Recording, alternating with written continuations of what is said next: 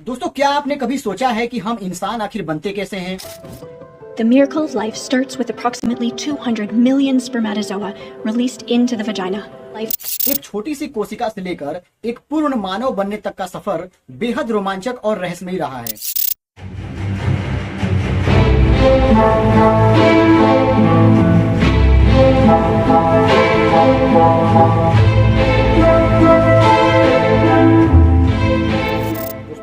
एकमात्र कुरान ही इस्लाम का ऐसा पवित्र ग्रंथ है जिसमें इस रोमांचक और रहस्यमयी सफर के बारे में अद्भुत जानकारी दी गई है। दोस्तों, आज हम इस वीडियो में कुरान के अनुसार मानव भ्रूण के विकास के बारे में विस्तार से जानकारी लेंगे। हम देखेंगे कि कुरान में वर्णित भ्रूण के विकास के चरण से आधुनिक विज्ञान कितना मेल खाता है। दोस्तों, भ्रूण से मानव विकास तक के सफर में हम कुरान से समझेंगे जो बात आज से 1400 साल पहले बता दी गई है, उस पर विज्ञान की क्या प्रतिक्रिया है, इस पर भी हम जानकारी लेंगे।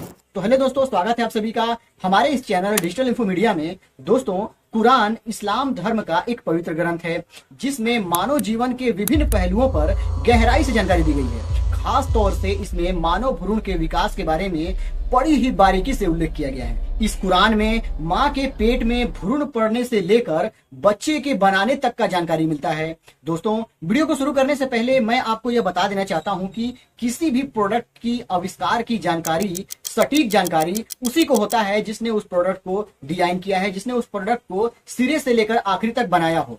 उसी तरीके से जब हम मानव भ्रूण की बात करते हैं तो पहले यह जान लेना चाहिए कि इस भ्रूण को बनाया किसने है। जाहिर सी बात है कि इतनी सटीक बारीकी के साथ डिजाइन करने वाला वही शक्ति है जिसने पूरे ब्रह्मांड की रचना की है, जिसे हम अल्लाह के नाम से जानते हैं। तो आइए उसी अल्लाह से जानते हैं जिसने अपनी किताब कुरान के माध्यम से वह सारी जानकारी दी है कि आखिर कैसे एक मानव एक छोटी सी भ्रूण से संपूर्ण मानव का शक्ल इख्तियार करता है।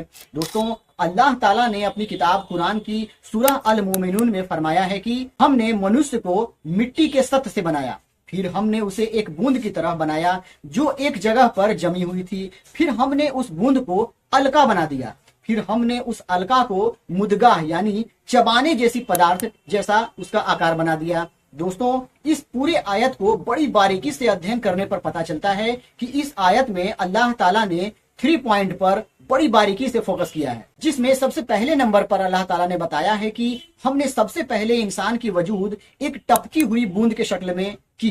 दूसरे नंबर पर बताया कि अलका में तब्दील कर दिया। तीसरे नंबर पर अल्लाह ताला ने बताया कि उस अलका को मुदगाह बना दिया। दोस्तों, अल्लाह की इस आयत में जो तीनों पॉइंट मैंने आपको नोटिस करवाया है, अगर आप इसे समझ लेंगे तो बिना किसी भ्रूण विज्ञान की किताब के आप मानव संरचना को समझ सकते हैं। दोस्तों, यहाँ से वीडियो को बड़ी ध्यान से देखिएगा, एक सेकेंड भी ध्यान भटकेगा तो आप समझ नहीं पाएंगे। देखिए, आयत में जो बात आई है कि फिर हमने उसे एक बूंद की तरह बनाया, इसका मतलब वही स्पर्म है जो पुरुष से महिला को जाता है। फिर अल्लाह ताला ने कहा है कि हमने उस बूंद को अलका बना दिया। यहाँ अलका का शाब्दिक रूप से अरबी में 3 अर्थ होते हैं। पहला जोंक या दूसरा लटकी हुई चीज और तीसरा होता है रक्त का थक्का। दोस्तों, अलका अवस्था में भ्रूण की तुलना एक जोंक से की गई है क्योंकि यह जोंक की तरह दिखाई देता है। इसके अलावा इस अवस्था में जो भ्रूण माँ के रक्त से पोषण प्राप्त करता है जो जोंक के समान है। आयत में तीसरी सबसे अहम पॉइंट जो है उसमें अल्लाह ताला कहते हैं कि हमने उस अलका को मुदगाह यानी चबाने जैसा पदार्थ बना दिया। दोस्तों, अरबी शब्द मुदगाह का अर्थ है चबाया हुआ पदार्थ, यानी अगर हम कोई च्युइंगम का एक टुकड़ा लें और उसे अपनी दांतों से चबाएं और फिर उसकी तुलना मुदगाह चरण में भ्रूण से करें तो हम यह निष्कर्ष निकाल लेंगे कि मुदगाह चरण में भ्रूण चबाए हुए पदार्थ जैसे दिखाई देता है।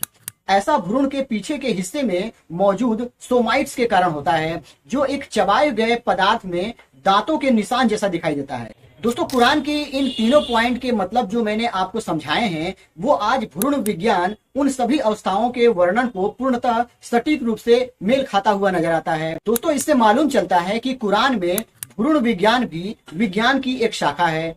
दोस्तों, सोचने वाली बात है कि भ्रूण से मानव शरीर बनाने की पूरी प्रक्रिया मुसलमानों को आज से 1400 साल पहले से ही पता था, जबकि वैज्ञानिकों ने हाल ही में हाई टेक्नोलॉजिकल उपकरणों और शक्तिशाली सूक्ष्मदर्शी का उपयोग करके इसकी खोज की है जो उस समय मौजूद नहीं था।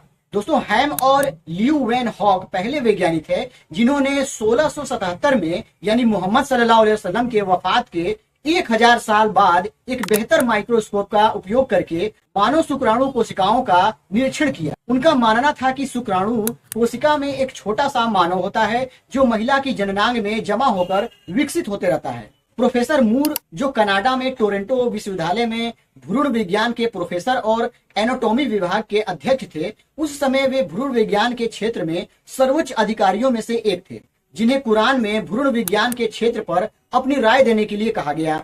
डॉक्टर मूर ने कुरान की आयतों की जांच करने के बाद कहा कि पवित्र कुरान की आयतें आधुनिक शोध परिणामों की तुलना में सटीक बताती हैं। दोस्तों आज की इस वीडियो में मैंने आपको भ्रूण विकास के विभिन्न चरणों के बारे में बताया। मैंने बताया कि जो आज विज्ञान भ्रूण के विषय में बात कहती है उसे कुरान ने 1400 साल पहले ही बता दिया है। दोस्तों मैंने आपको यह भी बताया कि कुरान ने पहले चरण में निषेचित अंडाणु को नुतफा कहा है जो एक बूंद के रूप में होता है। इसके बाद यह अलका बनता है जो जमे हुए रक्त के रूप में होता है। फिर यह मुद्गा बनता है जो मांस के टुकड़े के रूप में होता है। अंत में यह हड्डियों और मांस से ढककर एक नई सृष्टि के रूप में विकसित होता है जिसे हम मानव शिशु कहते हैं।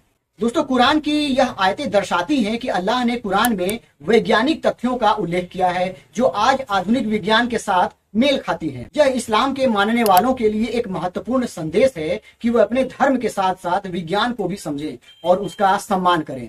अगर आपको यह वीडियो पसंद आया है तो लाइक करें, शेयर करें और अगर आप हमारे इस चैनल पर नए हैं तो चैनल को सब्सक्राइब करना नहीं भूलिएगा और हमें कमेंट में बताइए कि आप और किन विषयों पर वीडियो देखना चाहते हैं। शुक्रिया।